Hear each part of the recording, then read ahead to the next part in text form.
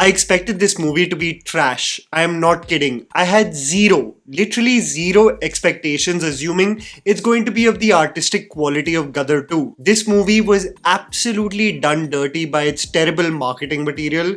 You will be surprised on how it's actually a competent commercial movie. I think if everyone were to be honest in terms of scale, expectations, and just the sheer number of actors, producers and technicians involved, Border 2 is the first big commercial Bollywood release of the year. Where most things have misfired in the first few weeks, I was really hoping to be surprised because the marketing material of the film left just more to be desired. The film is a sequel to the 1997 movie Border, directed by J.P. Datta, which was based on the Battle of Longewala that happened in the India-Pakistan War of 1971. Surprisingly, Border 2 is also based on the 1971 war but picks other battles to focus on.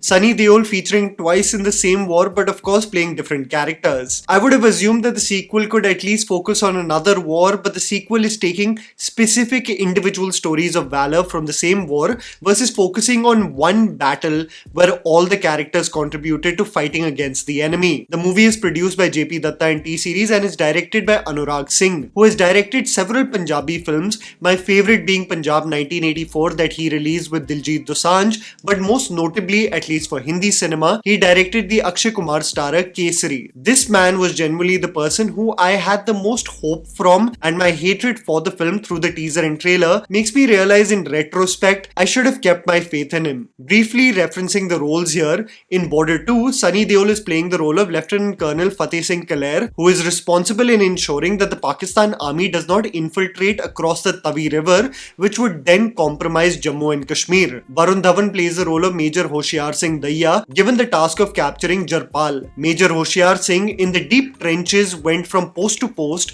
while dealing with heavy artillery and shelling, carrying on until the ceasefire was announced, most notably taking the machine gun post in order to repel the enemy. Diljit Dosanjh plays the role of Nirmaljeet Singh Sekho, an integral part of the Indian Air Force during the 1971 war as the Srinagar air base was attacked by Pakistan, and Sekho was successful in retaliating, taking off and eliminating Pakistani Sabre planes. Ahaan Shetty is credited as Lieutenant Commander M.S. Rawat, managing the attacks in the North Arabian Sea. The film presents the three younger actors as batchmates from the National War Academy modelled around the INA, who grow a bond with each other and who are determined to serve their nation in their respective posts when called to war. Essentially, the operations of the armed forces in the northwest of India, something Pakistan assumed India will not be ready for as they were occupied with the war in East Pakistan. A war in retaliation to the several atrocities committed by Pakistan in East Pakistan,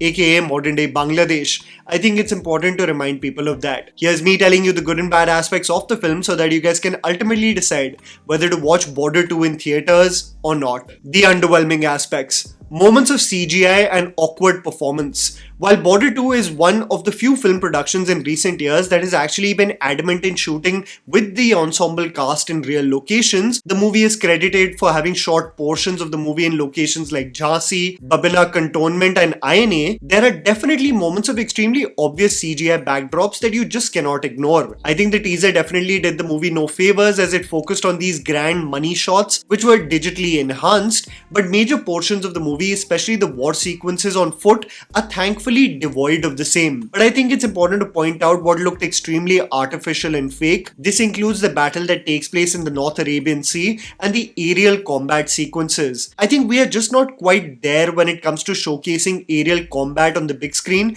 because when you have the gold standard of Top Gun and you compare the budgets we make our films in, it's just a huge gap that is tough to match up to. I don't want to particularly point out a specific actor, but I have to in this case. I found Varun Dhawan to be slightly awkward in the role of Major Hoshiar Singh. The Haryanvi accent slips in and out conveniently, and even Varun's body language is extremely stiff while addressing his soldiers. His introduction scene is intended to project a sense of confidence and intimidate the enemy, but it's rather tame than what was the intention. While Varun compensates for this in the line of battle, probably having the most effective action sequence in the movie, his diction, especially when addressing his troops, is the version of what city boys believe the Jat speaks like. It's enough to probably get out of a speeding ticket in Gurgaon, but in a group of Jats, it'll take them a few seconds to point out the imposter in the group. Especially when Varun in multiple instances says, "Hamare gaon mein ek kahavat hai." His co-actor in his regiment, played by Paramveer Chima, is far more convincing in the same aspect. I do not want to put someone in the spot like this, but I really tried hard to get invested in what Varun was attempting,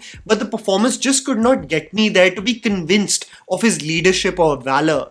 I could not help but feel like Randeep Hooda was tailor-made for this role. Fleeting moments of dated dialogue bazi. I was expecting this movie to be full of cringeworthy moments, but you will be surprised on how the over-the-top nature of the film, something that the marketing material definitely promised, is a small part of the narrative versus taking over completely. So much so that it leads to an exhausting experience. I have to, however, mention elements that did make me roll my eyes, so here we go. Don't get me wrong, I expected dialogue bazi in this movie. It's a sequel to the 90s classic, which was in its own way extremely filmy and representative of the pitch of cinema of that time. I do get when troops across the border are roasting each other. Very famously, Vikram Batra was noted in history roasting the enemy over the radio before attacking them. Sunny Paji gets multiple occasions in this film too, telling them at least thrice, "Had mein rehna seekh lo." But when it comes to interactions with your own seniors, speaking to soldiers in higher commands, I think this line of communication has no space for filmy emotional dialogues. There are times where the characters serve the pitch of the movie versus the position they hold in the army. As an example, if a superior gives an order, the reply in a formal setting cannot be "Faisla yahan hoga."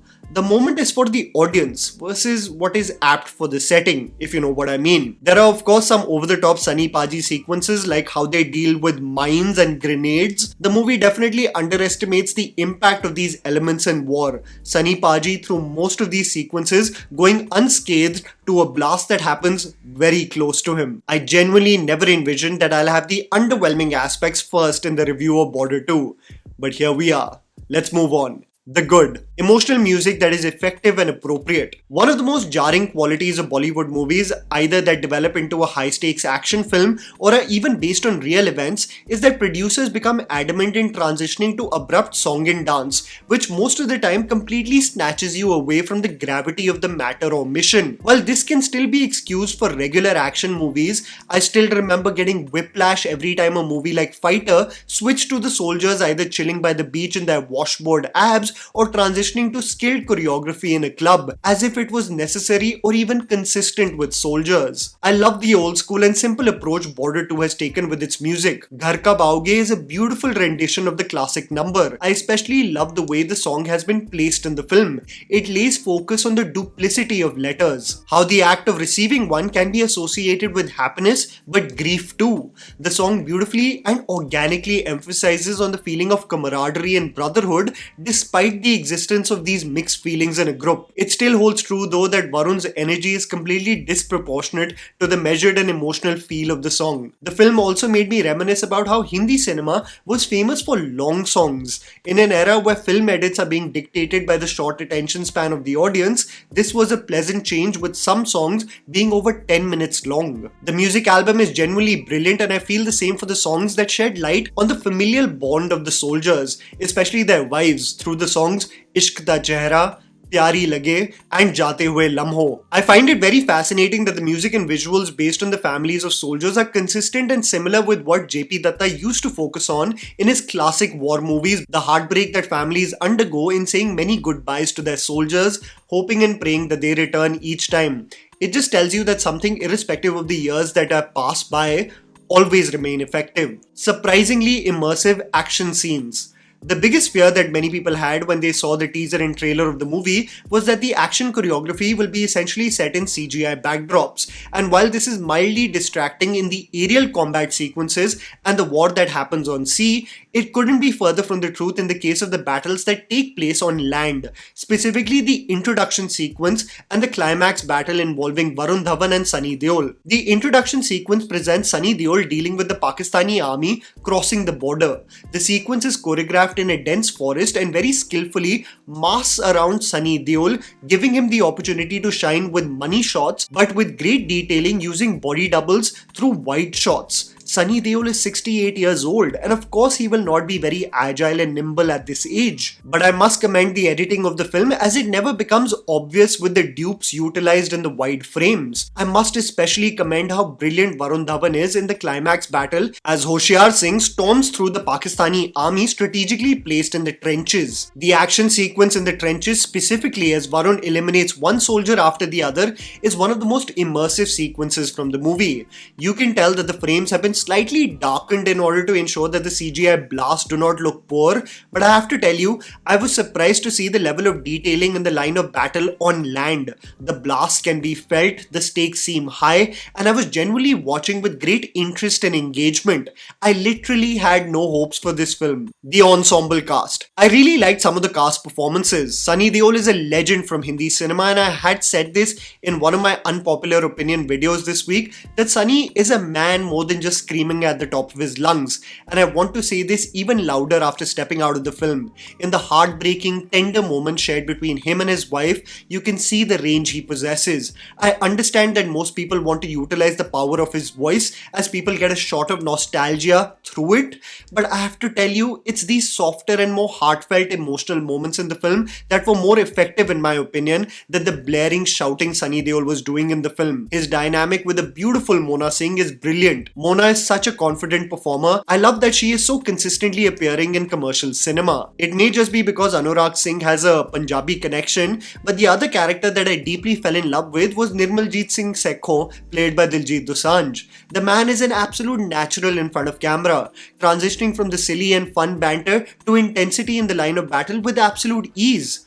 Diljit's talent genuinely is unmatched, and his moments of camaraderie with his brothers as cadets and his brief familial and romantic moments are some of the most enjoyable sequences from the film, where Diljit just steals the scenes. Ahaan is essentially the fourth lead in this movie, who is given little to do. I saw him more as a competent swimmer than a skillful actor through this film, but when you see the movie, you clearly realize he is also used as a vessel to pay homage to the 1997 movie. You will see moments in this film in action sequences where you can clearly tell that this was designed for the recall value of the iconic first film. Medha Rana as Hoshiar's wife had a pleasant and sweet presence in front of camera. It made me conclude that Varun has a rather mixed performance in this film, because your heart goes out to him in the emotional, personal moments, but it's in the moments of leadership with his troops where he stumbles. The vintage way. What I quickly realized as this movie is 3 hours and 19 minutes long and the running minutes pass by, that the makers were adamant in taking a classical approach with this movie. The 1997 border spent ample time in individual personal lives of the soldiers, so much so that when we did get into the thick of the war, we almost had a personal relationship with the characters, and this is exactly the format of the screenplay of Border 2. You slightly get shocked and taken aback by this format because the first half of the movie is almost near the interval, and all you get is moments of banter, brotherhood, and the evolution of the personal lives of the soldiers.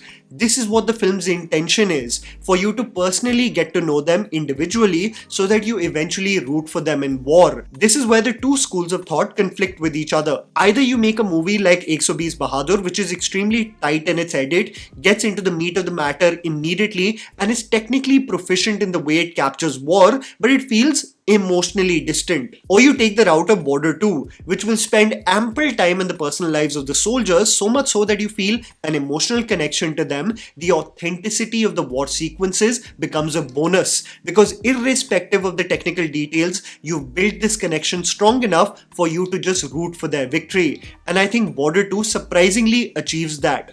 I literally had zero expectations from this movie. I expected a cringe-worthy, over-the-top jingoistic tale, but I'm pleasantly surprised that they made a good, not great, good commercial war film that is emotionally engaging. I'm genuinely surprised. And that was the video, guys. Write down in the comments below what you thought about Border 2. Please don't forget to follow me on Instagram. The handle's right in front of you. Follow me at JammyPants4. Also, please support us by smashing the like button and subscribing to our channel for weekly content ahead. Thank you for watching.